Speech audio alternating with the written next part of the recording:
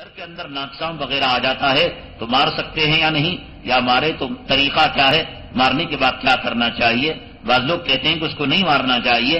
اگر سانپ وغیرہ آئے، ہمارے علماء نے فرمایا کہ اس کو پہلے وارننگ دینی چاہیے کہ صاحب آپ اگر جن ہو اور سانپ کی شکل اپنائے ہو تو یہاں سے تشریف لے جائیے، 1 مرتبہ 2 مرتبہ 3 مرتبہ۔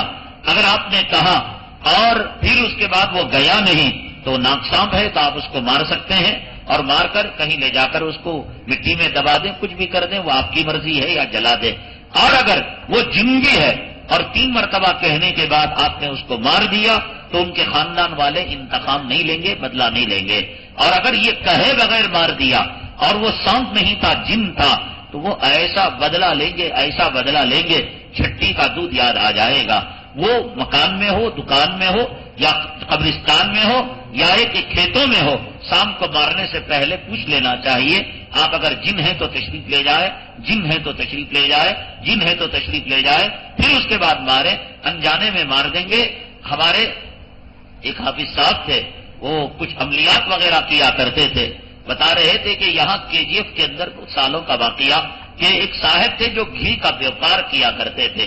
رات میں گھی پورا تیار ہوتا، صبح میں دیکھتے کہ آدھا گھی رہتا، نیچے مٹی جم جاتی۔ اب سارا گھی بیکار، سارا پورے عاملوں کے پاس، پنڈتوں کے پاس، جادوگروں کے پاس۔ فرماتے ہیں یہ حافظ صاحب نے کہا میں اپنے استاد کے پاس لے کر گیا، استاد نے استخارہ کیا، اور استخارہ کرنے کے بعد پوچھا کہ تمہارے خاندان میں کسی آدمی نے کبھی کسی سانپ کو مارا تھا؟ انہوں نے کہا ہمارے دادا صاحب تھے، کھیتی باڑی کیا کرتے تھے اور انہوں نے کھیت میں سانپ کو مارا۔